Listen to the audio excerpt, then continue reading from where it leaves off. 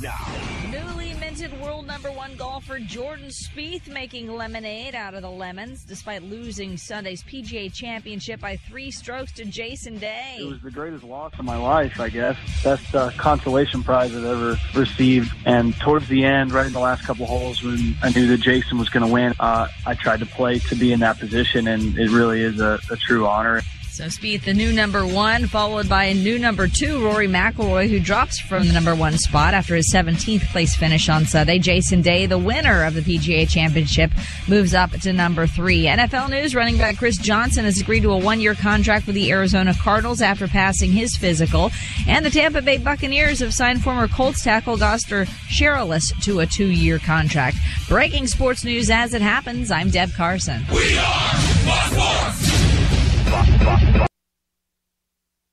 Former punk rock kid in a band wound up in radio because he had no applicable skills after the band was over.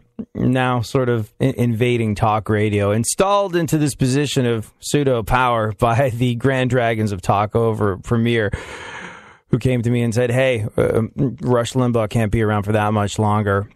You can't like donuts and Oxycontin and expect a life expectancy of any real note. Therefore, we need a new talk person. We think you could be it.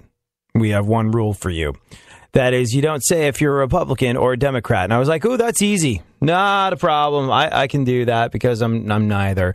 And they're like, what are you, a libertarian? I was like, no, I'm someone that refuses to be painted by broad strokes. I refuse to declare allegiance to something because, well, I refuse to declare allegiance to a political party because that paints me into a corner when that political party does something incredibly stupid. I take each issue as it comes. I take each person and candidate as it comes. I live in an impenetrable bubble of doing what is right all the time.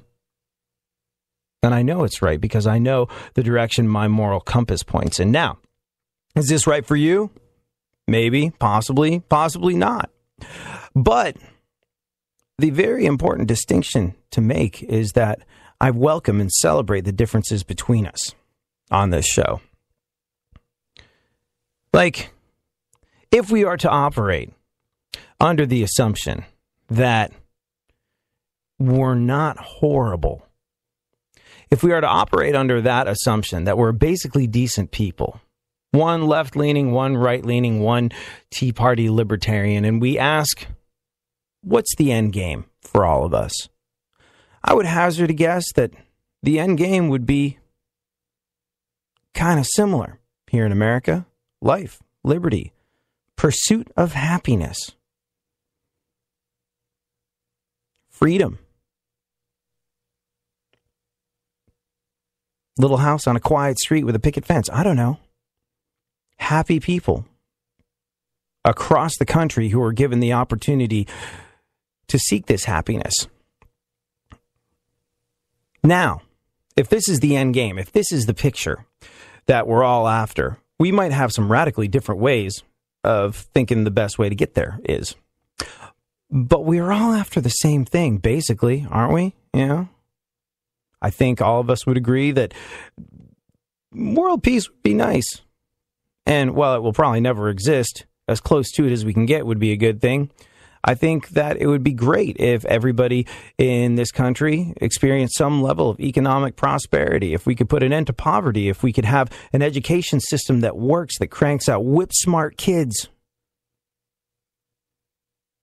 I think that we all want essentially the same things. We just have a different version of how we want to get there. And that's what this show is all about. Recognizing that while we might be on different paths, we all want a reasonable approximation of the same thing. And for that reason, can't we kind of sort of come together, coalesce, maybe share some ideas? Celebrate and respect each other's differences? Bring the left and the right together over universal truths like boobs are great and fart jokes are funny. That is what you've happened across this morning. And I thank you so much for hanging out and joining me.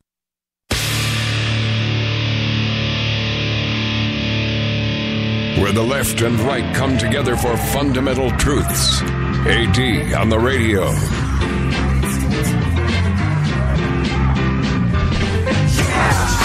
what I want, when I want, how I want. Every day you're going and working, running that rat race and that pace and that place will leave a bad taste for anyone, everyone working day after day. So buddy, I gotta say, yo, there's gotta be a better way, yeah. What day is today, Funkhauser? Today is Tuesday. Tuesday. And Tuesday is a day that we unlovingly refer to around here as Monday's ugly sister. Here we are, Tuesday. Tuesday's that day that sneaks the hell up on you, where you just... Tuesday's that day where your week is interminable. There's no end in sight. Wednesday, you have that thrill of like, hey, I'm over the hump day. You get to make tired, old, cliched, hackney jokes around the office and go, only 2 more days until the weekend because I'm checked out already. Ha, ha, ha. And that's fantastic. And then Monday's that day where you just know it's going to be an awful bag of suck. It's going to be a day that sucks big, swinging, hairy things that distend from animals that I can't mention by name on the radio and remain employed. And you kind of gird up your emotional loins for a Monday. And that being the case, Mondays are a little bit easier to get through. But as we've talked about many times on this show, well, Tuesday kind of sneaks up and sucker punches you because it doesn't have that sort of like, you don't build up, like I said, your emotional armor and intestinal fortitude to deal with a Tuesday. You kind of let your guard down. And that's when Tuesday goes, oh, I'm here. And it feels like the week is never going to end. So for me, Tuesday used to be the toughest, most difficult day of the week. But then Funkhauser, someone was introduced into our lives. A fascinating character. A rapper, host of one of the, screw that, the biggest and best hip-hop podcast on all of the interwebs, who continues to be even more fascinating given the fact that when he's not being a rapper and a hip-hop podcaster, he's a private investigator. Today and every Tuesday, we have been joined by none other than Concept 714, host of Wake the Flock Up, and it always makes it, Concept 714 is always good for the mix and always brings a bit of levity to a Tuesday, doesn't he? So we're happy that he's here. Welcome to the show, Concept 714. Thank you for having me once again. It's an honor and a privilege. Back once again. It's the incredible. Okay. Usually we talk about some stuff at the beginning of the show and then we jump into the news. But I found something. When we add Concept 714 to the mix, everything becomes, well, as Funkhauser and I have talked about, we are possibly the most laid-back people on the face of the planet. He and I. But when Concept 714 shows up, there's some excitement in the room. So we're just going to get straight into the news when we get back. What's going on in the news? Kelly Osbourne's hosting the Video Music Awards, and Sharon Stone is naked. You know, because we tackle the big issues on this show. Just can't make it through. I try to think.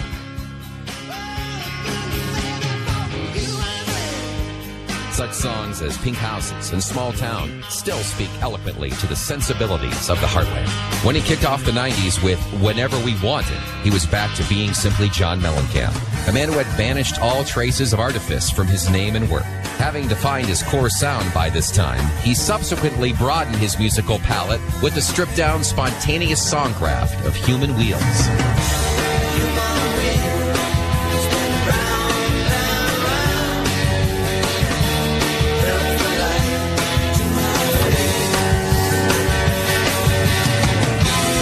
In 2007, Mellencamp released Freedom's Road, his first album of new material in more than 5 years. Then, in 2008, he issued Life, Death, Love, and Freedom. The album was produced by T-Bone Burnett, and Mellencamp called it the best record I've ever made. In 2014, Mellencamp gives us his latest collection, Plain Spoken. It's his 20th album of original material and 22nd studio album overall. Keep listening to iHeartRadio for more John Mellencamp and all your favorite artists. Anxiety and sorrow underneath my skin. iHeartRadio goes one-on-one with Mike Rutherford to discuss the benefits of working as a group as well as on solo projects. The combination of the people and the bulk of our career really was, I suppose, the three band, myself and Phil and Tony. You're not tied, but you're three players, so you will work within those boundaries, whereas the solo stuff, you can go wherever you want to go, in a sense.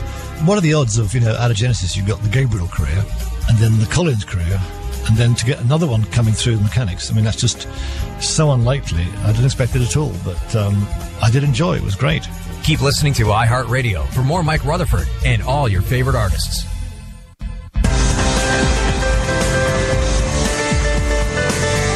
Like most kids from a privileged white upper middle class suburban background, for a significant portion of his childhood, he was pretty convinced he was down. AD on the radio. Let's go. Talking that mess, better act like you know. Let's go tonight. Walk away, punk, yeah, bitch. That's right, I know this. You're nothing but a punk, bitch. You're nothing but a punk, bitch. So walk away, as Tuesdays do tend to be an interminable bag of suck, where the enormity of the work week sneaks up on you and sucker punches you, and you're not sure exactly. You're like, wait, how did I get here?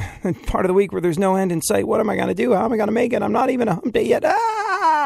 It's always good to get some good news, and there is some good news to celebrate this morning. A longtime listener to the show, Jacob. His father's on the mend. He had his cancer treatment. He's been declared cancer-free. The old coot, as we have been calling him on the show. We've been sending him thoughts and prayers for a speedy recovery.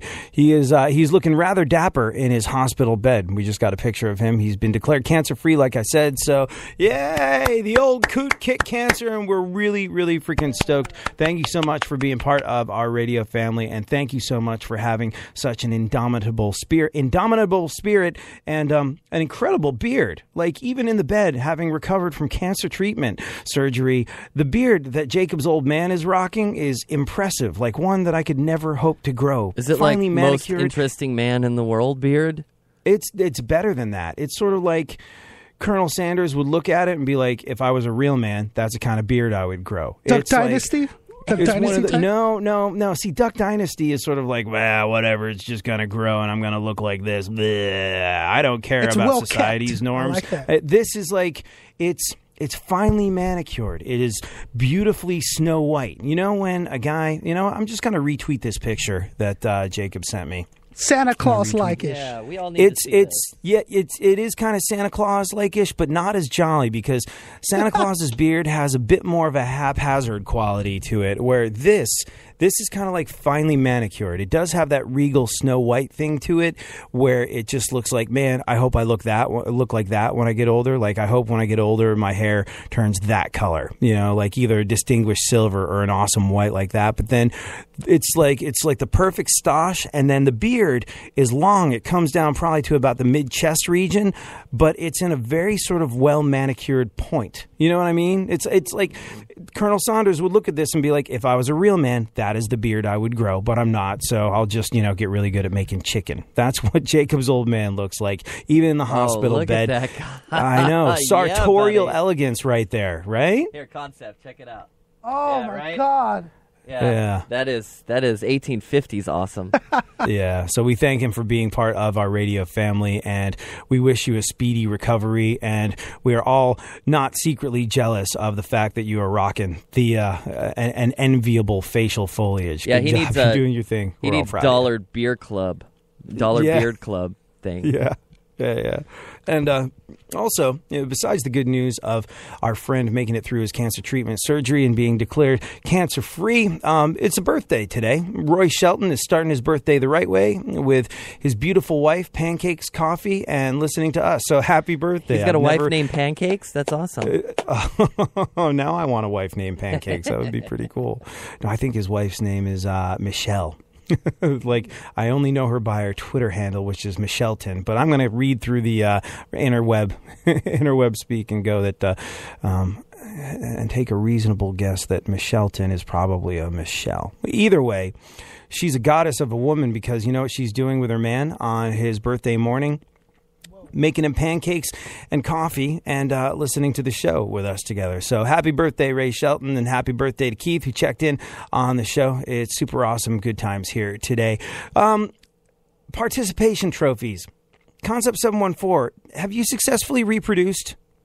Yes, I have various offsprings. Various offsprings? Like, how many kids do you have? I have a 10th-month-old and an 8-year-old.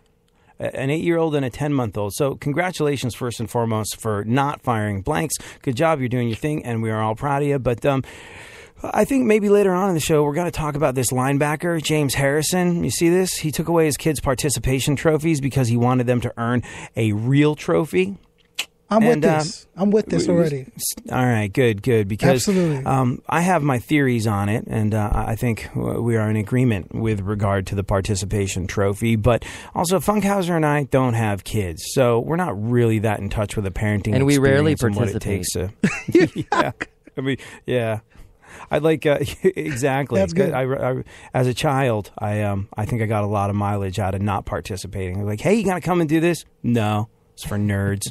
That was my no, it sucks. I'm not doing that. F you. I had a trophy in my own mind, and as Funkhauser pointed out, it was for not participating. But right now, let's take a look at the events of the events of today in our segment, My Witness News. In no way, shape, or form fair. Certainly not balanced. Concept 714 or Funkhauser, whoever wants to read the news, what is going on in the world? Well, Kelly Osbourne will be hosting the Video Music Awards Red Carpet. I can't wait for her to ask Pitbull why he's not cleaning toilets. Darling. Sharon Stone poses nude in Harper's Bazaar. Oh yeah, Sharon Stone nuded up at 57 years old and posed naked in Harper's Bazaar.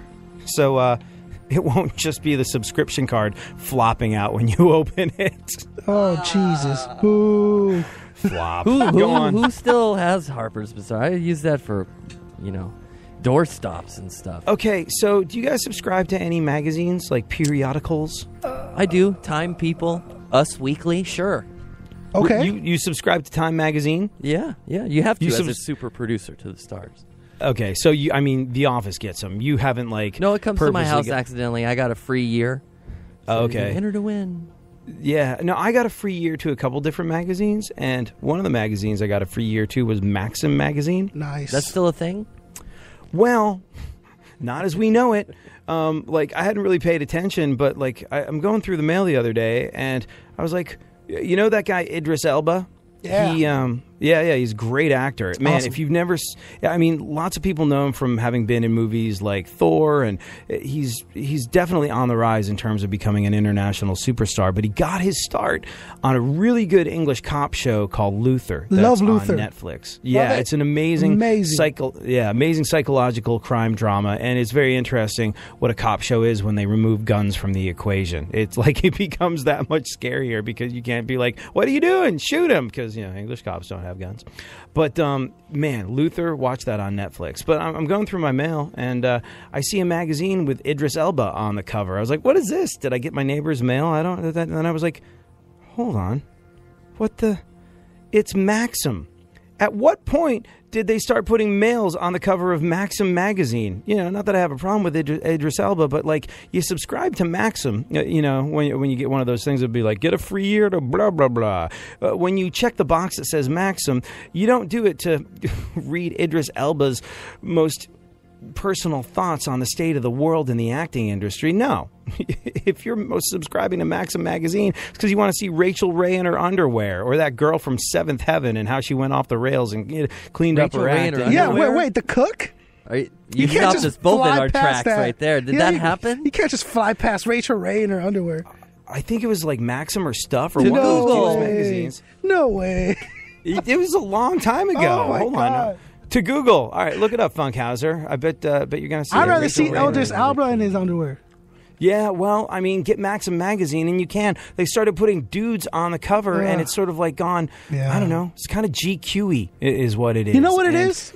It's the same reason that they have a black Johnny Torch now. You know what I mean? Johnny Torch? Isn't what you mean from the Fantastic Four? From the Fantastic Four, yeah. Johnny Blaze? Johnny Blaze, is it what it is? Yeah, Johnny Blaze. Yeah. It's the same reason they have a black one. Because they got to be, correct, and they're reaching for new audiences and blah, blah, blah. Instead of staying true to the material, they got to try and reach for straws here.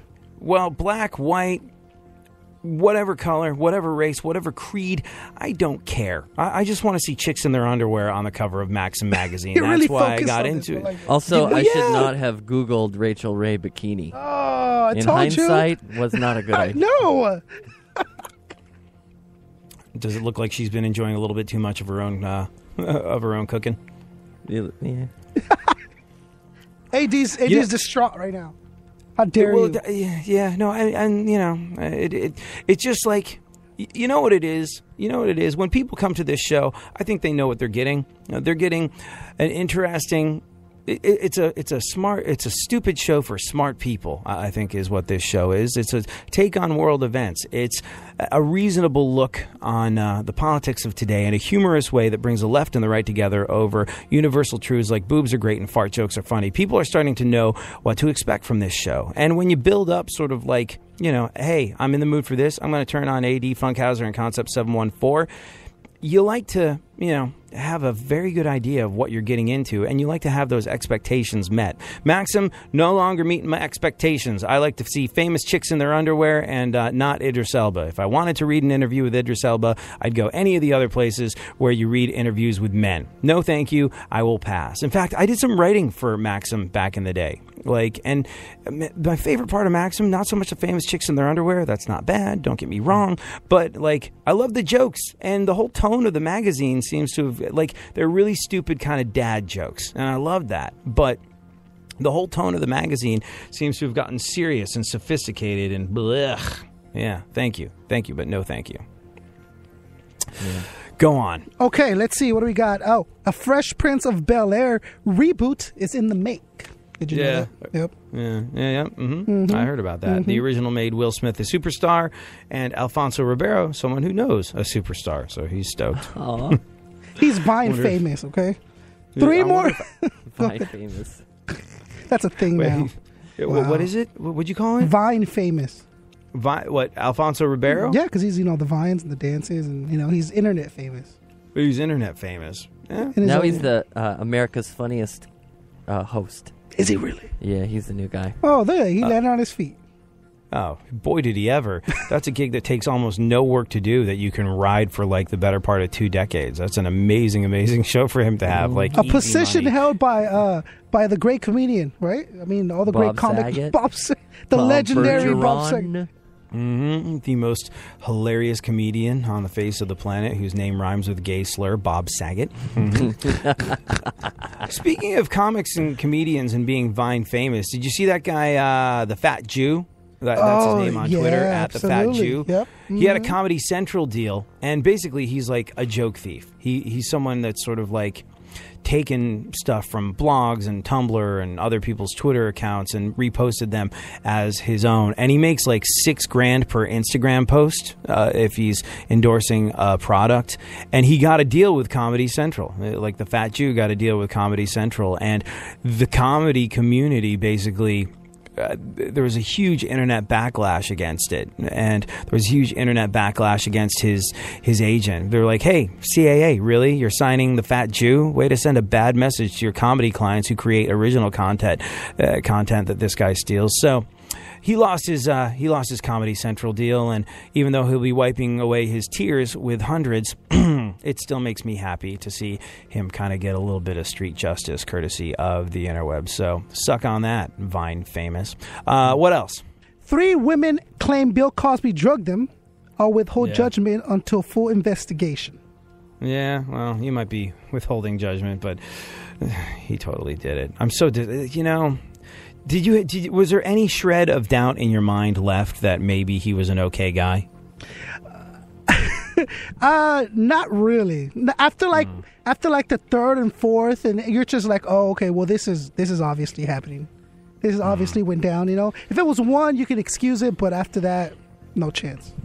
Yeah, there's just where there's that much smoke, there's got to be something burning. There's no two ways about it. What else? What else we got? A Brazilian MMA fighter won a title without realizing she was 12 weeks pregnant. Oh, my God. Mm-hmm. Wow. Oh, man. Hope the kid's okay. I guess when you're in the heat of battle, you can't tell which direction the kicks are coming from.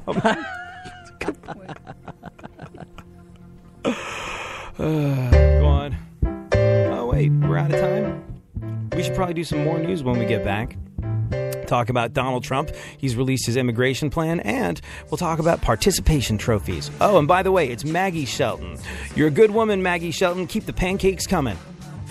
Perfect day, sunshine coming my way. Nothing's gonna change your feel today. Nothing's gonna get in the way of my perfect day. Perfect day. Woke up about 10 with puppies in my face, and Dad gotta join me.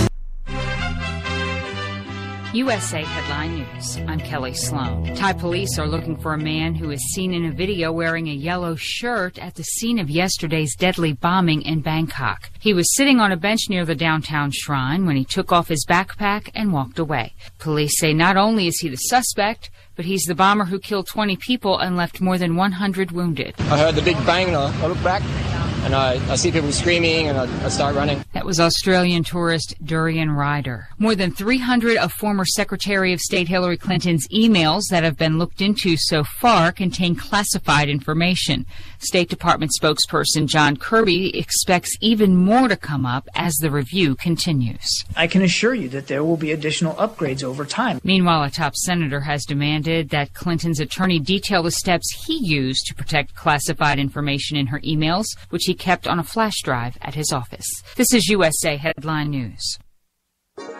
The word is spreading. Ovation Cell Therapy really works. The thousands of letters, referrals, and survey responses about Ovation Cell Therapy tell it best. I'm using the Ovation products because I've gone through chemotherapy for breast cancer. I started with the Ovation Cell Therapy when I lost the majority of my hair after my first treatment. That's when I began using the Complete Ovation system. I'm getting compliments on how great my hair looks.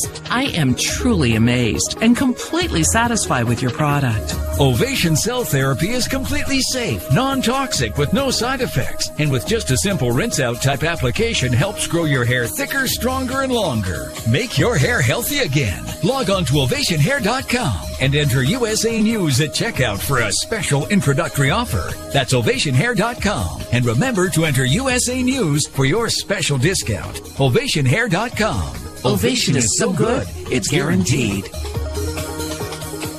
Trending. This update is brought to you by TrueCar. Find the new car you want, see what others paid, and lock in guaranteed savings from TrueCar certified dealers. Save time, save money, and never overpay. Download the TrueCar app today. In baseball games of note, rematch of last year's National League Championship Series, the Cardinals beat the Giants 2-1. With that loss, San Francisco drops 3 full games back of the idle LA Dodgers in the NL West race. The Yankees walked off with an 8-7 win over the Twins in 10 innings. New York is now 1 full game up on idle Toronto in the AL East race. Orioles won their 4th straight, beating the A's 4-2. Baltimore remains a half game up on the Angels for that second wildcard spot in the American League. Angels did keep pace with a 2-1 win over the White Sox. The Astros lost to the Rays 9-2. Houston's lead in the AL West is down to 2.5 games on the Angels, and the Rangers walk off with a 4-3 win over the Mariners. Texas has won 5 in a row. They remain 1 game back of Baltimore for the second wildcard spot in the American League. I'm Eddie Garcia. We are iHeartRadio shines the spotlight on Bad Company. It's a bad, I'm a rock and roll dream, yeah. 1979's Desolation Angels included the Rogers penned hit Rock and Roll Fantasy. The band began adding synthesizers and strings, moving the sound further away from familiar territory and creating a sporadic feel among the members. 3 years elapsed between Desolation Angels and Rough Diamonds. Turn me on tonight.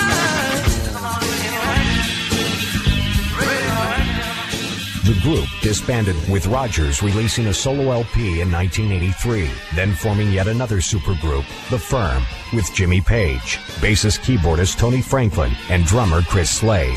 After 2 LPs, the quartet broke up in 1986, just as Ralphs and Kirk were putting Bad Company back together. Former Ted Nugent vocalist Brian Howe stood in for Rogers. The group stuck closely to the original lineup's riffy blues rock formula, but its first album, Fame and Fortune, disappeared from the chart after just 9 weeks. However, Dangerous Age eventually went gold, while Holy Water went platinum, and produced the top 20 power ballad, If You Needed Somebody.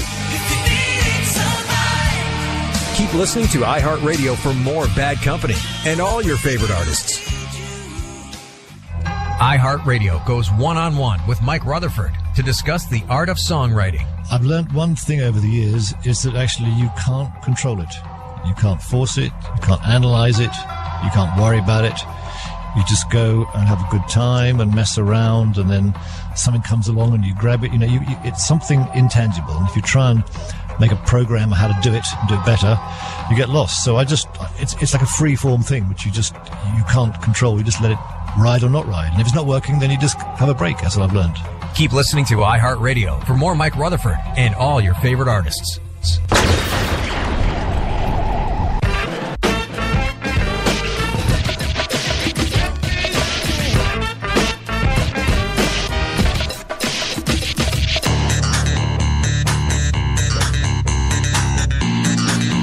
more AD on the radio. Back once again, the ill behavior, delivering and giving you a musical savior. Back once again, it's your boy AD again. Nobody rock a party better than me.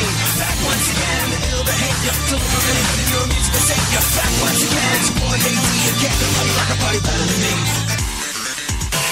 Funkhauser, did you make a call to engineering, telling them to come down here and fix the thing that I've been complaining about? Who, me?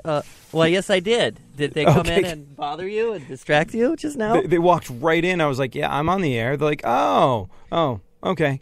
I was like, okay. Did you tell them? Good on them walk for right being in with complete for being quick. Yeah. Were you expecting them to like? Did the call you placed to engineering go, walk right in regardless of the on-air light and just start talking?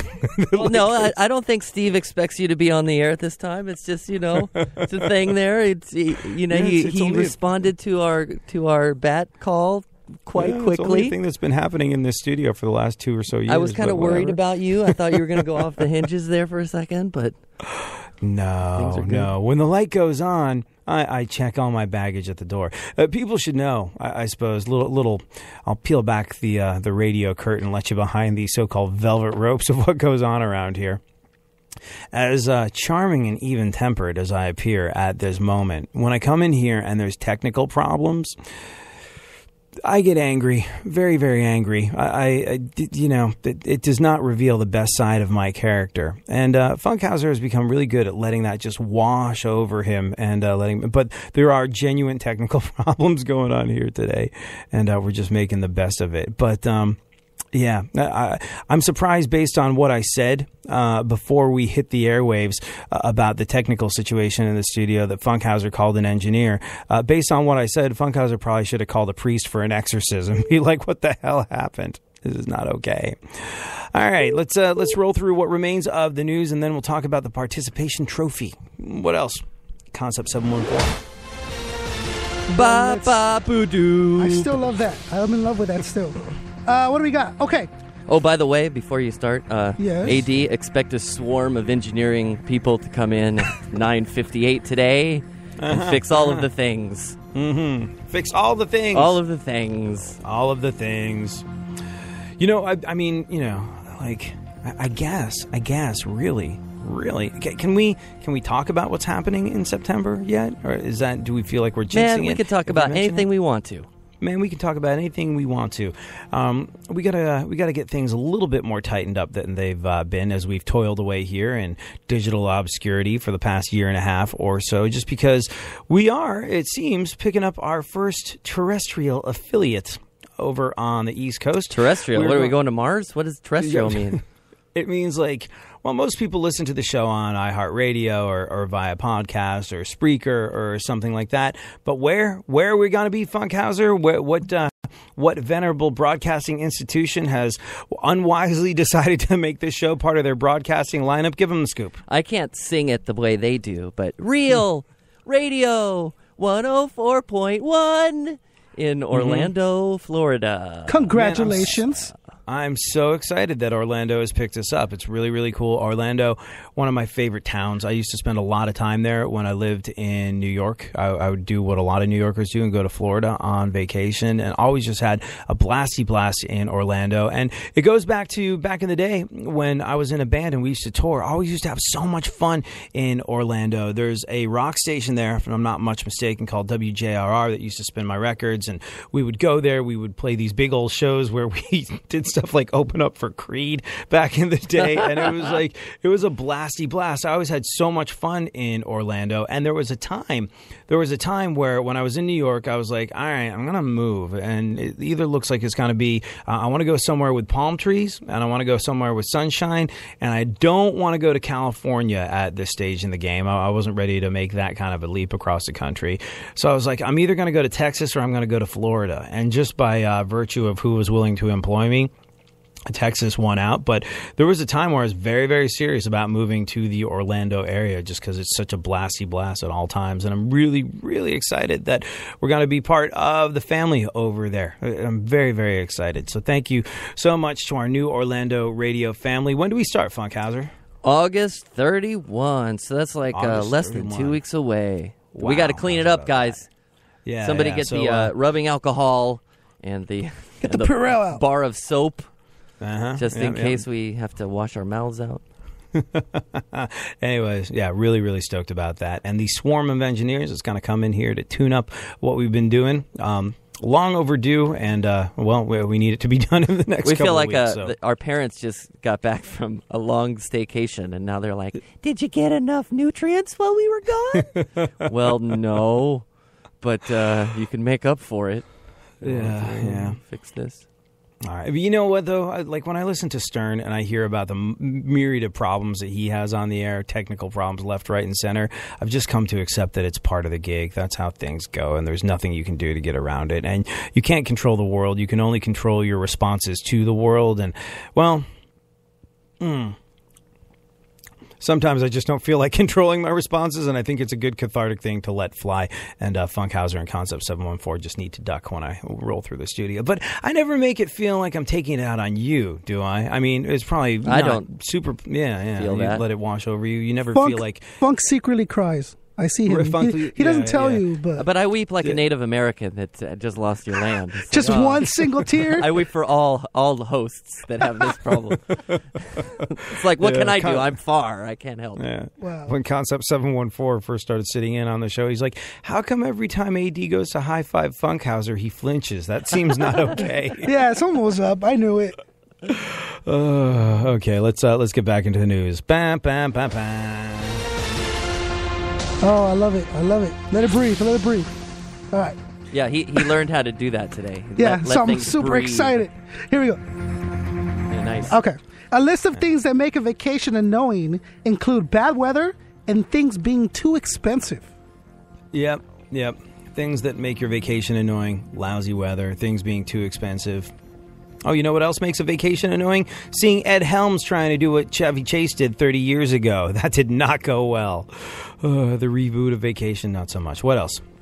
Donald Trump released his immigration plan today. I haven't read the details yet, but I'm going to go ahead and assume it entails a lot of well-thought-out policies about bombing Mexico back to the Stone Age. Or it's a Post-it note that just has the words "Get Out" written on it.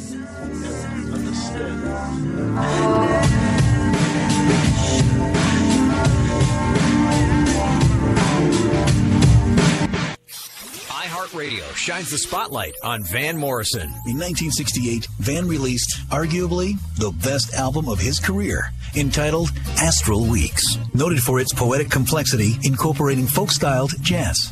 It was a success on all levels except its commercial response.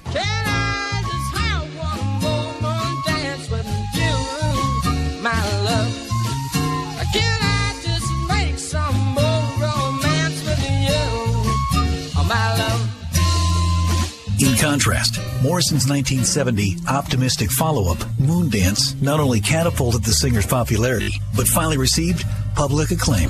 From Moondance's release in 1970 onward, Morrison's records were said to stylize a more celebratory tone due to his recent marriage to Janet Planet and their relocation to California. Come on out and dance. Oh, come on out and make romance. Yes, indeed. Come on out and dance. Come on out, make romance.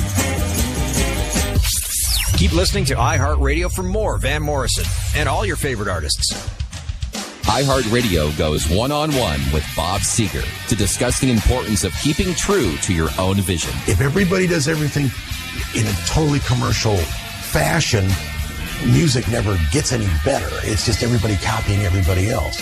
And you have to fight for your own uniqueness. You have to fight for your own vision and stick to it when the powers that be are making money because they're commercializing you. They're telling you, but if you put another chorus at the end or whatever, and it doesn't fit the structure of the song, but if you keep hammering that chorus and make your verse shorter, and they don't know what they're talking about. It's your vision, and you have to have the strength to stick with that. Keep listening to iHeartRadio for more Bob Seger and all your favorite artists.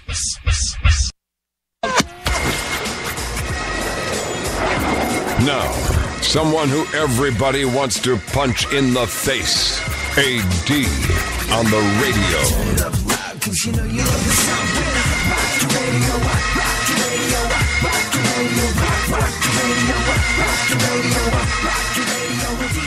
Alrighty then, we'll get into the whys and wherefores and pros and cons of a participation trophy in just a little bit. Right now, though, let's roll through what remains of the news. My Witness News, in no way, shape, or form fair, certainly not balanced. Hit the news bed and let us know what's going on. By the way, if you want to tweet any of us, at ADSXE is yours truly.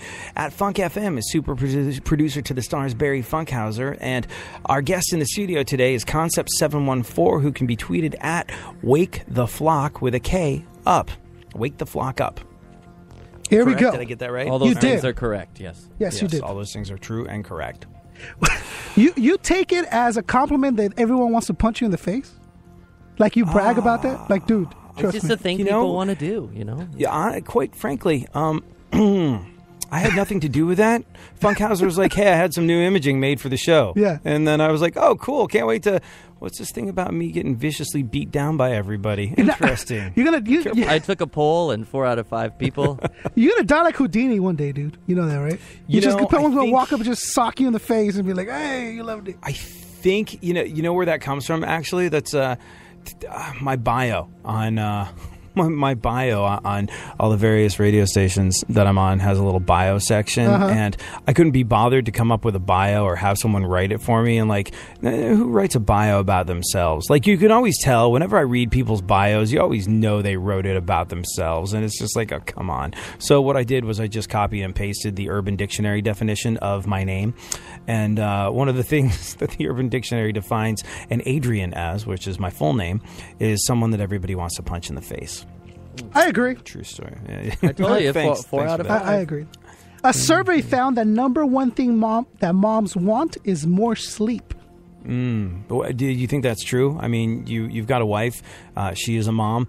Would you say that the one thing that is missing from her life is more sleep? Amongst other things, yeah, probably.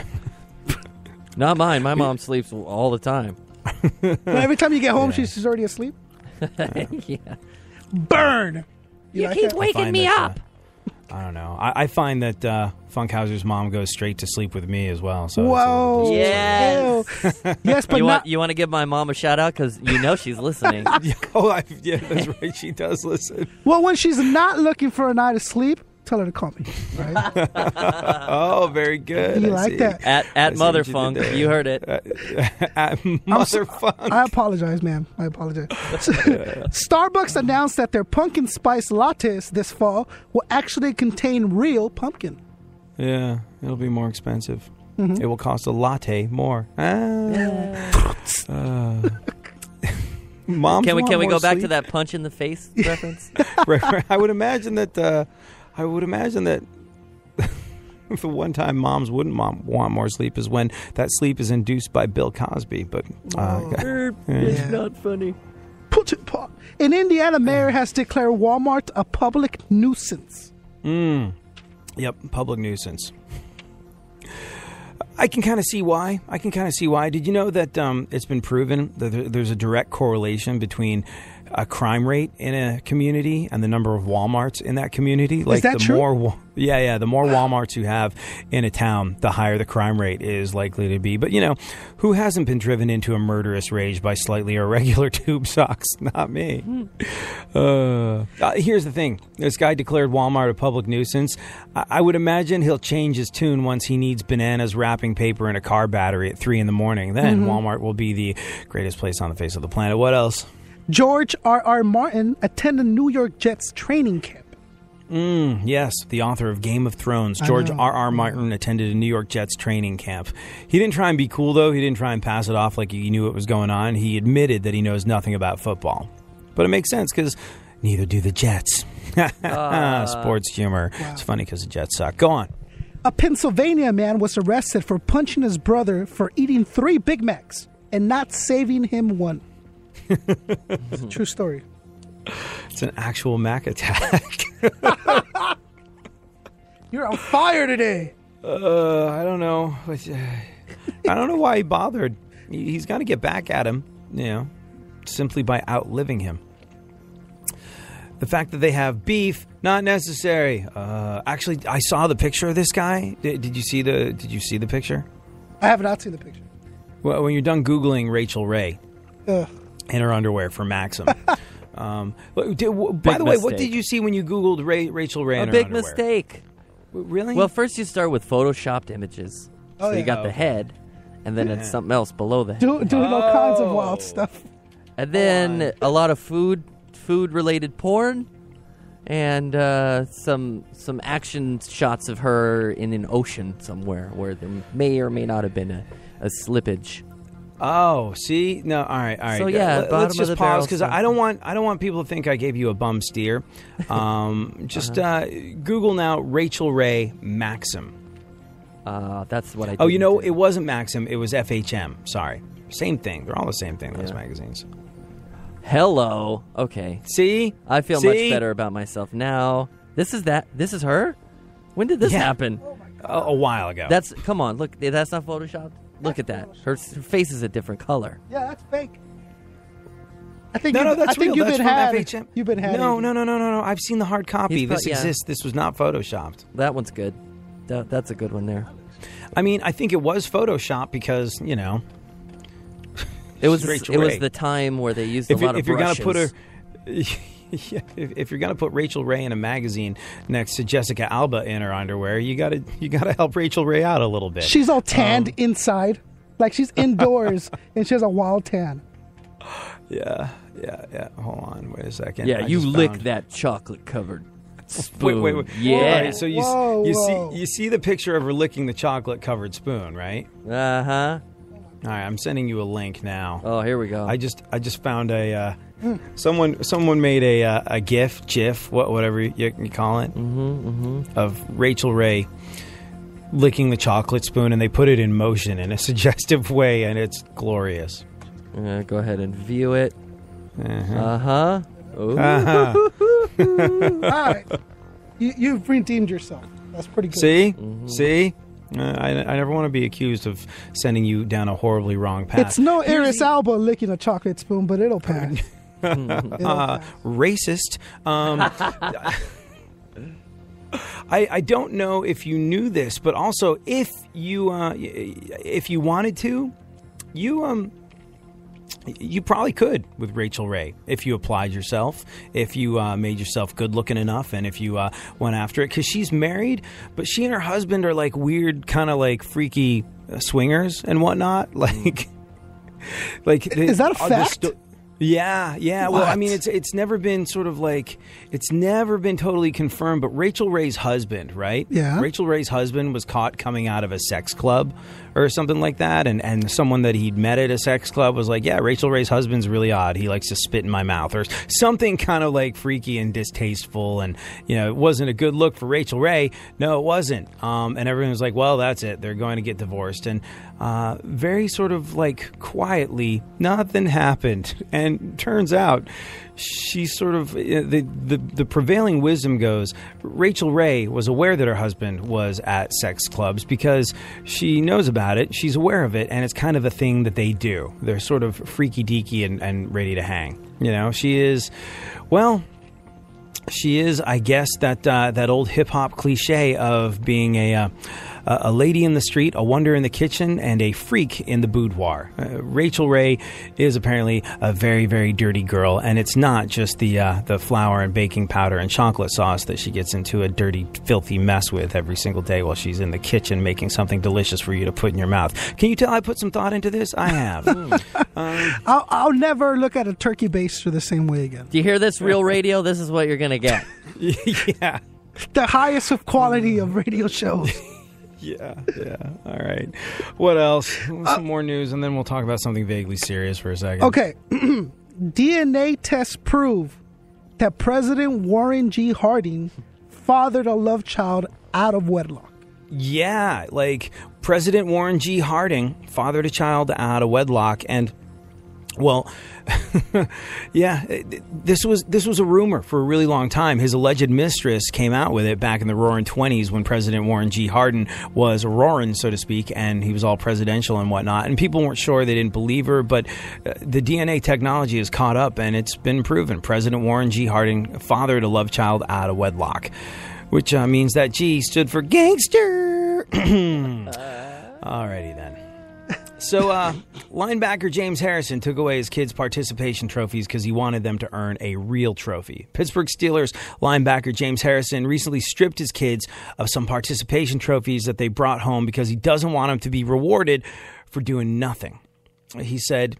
Well, he posted a photo on Instagram over the weekend and said, quote, "While I'm very proud of my boys for everything they do, and I will encourage them until the day I die, these trophies will not be given back until they earn a real trophy. Everything in life should be earned, and I'm not about to raise two boys to be men by making them believe that they're entitled to something just because they tried their best. Besides, sometimes your best is not enough, and that should drive you to want to do better, not cry and whine until somebody gives you something to shut you up and keep you happy. Hashtag Harrison Family Values." All right, you've got kids, Concept 714. Yay or nay? Did he do the right thing? 100%. I am 100% behind this type of mentality. It's ridiculous to say, here's a trophy for showing up. What is that? That degrades the trophy that the winner gets, right? Isn't that belittle that trophy now? I don't know. It's not as special. If everyone's special, then no one is, right? So you can't just be handing out these things without accomplishments being accomplished. Yeah. Does it maybe teach them that there is honor and value in trying even if you don't win? And don't kids who lose but get a participation trophy still know that they lost? As long It's as a reminder that they lost, no? Yeah. Every time they look at it, they'll be like, oh, I got that for not winning. Yeah. See, I think it's like I wouldn't hand out participation trophies. I mean, you know, this is what conversation is all about. I don't think he should have gone on social media with it because it's like, come on, you know, like this is keep your family stuff personal. This is great. Hashtag Harrison Family Values. But I don't think you're doing your family or your kids any kind of service to put this stuff up on social media. But I think that losing is such an important part of life. Sucking, falling down, getting yourself beaten, and then picking yourself back up again and trying to figure out how you're going to do better next time, and realizing that sometimes it's not about winning. It's not. We have this conversation all the time on this show. If you are going into battle, would you rather go into battle with someone who's fresh and new and has never been beaten at anything before? Or would you rather go in with a battle-hardened vet who's lost plenty, who's been in some lousy situations, who's been knocked down but managed to pick himself up back again? You know, who do you feel like you're safer with and you're going to learn more with? You know, someone who's always been told that they're awesome just for showing up, or someone who's had the snot kicked out of them a couple times and has learned how to avoid having that happen again? Losing is such an important part of life. As someone who's lost a lot of the time, as someone who strikes out an awful lot with everything that he does in every single way, shape, or form it's possible, I have lost at everything I've ever done, and I have tremendous gratitude for those times that I've been a loser, because they taught me how to win on the rare occasion that I do win. And you know what? Makes it that much more valuable. Thank you so much for hanging out. We'll be back tomorrow. We'll do it all over again. You guys rule. Tweet at FunkFM, at Wake the Flock Up, and me at ADSXE.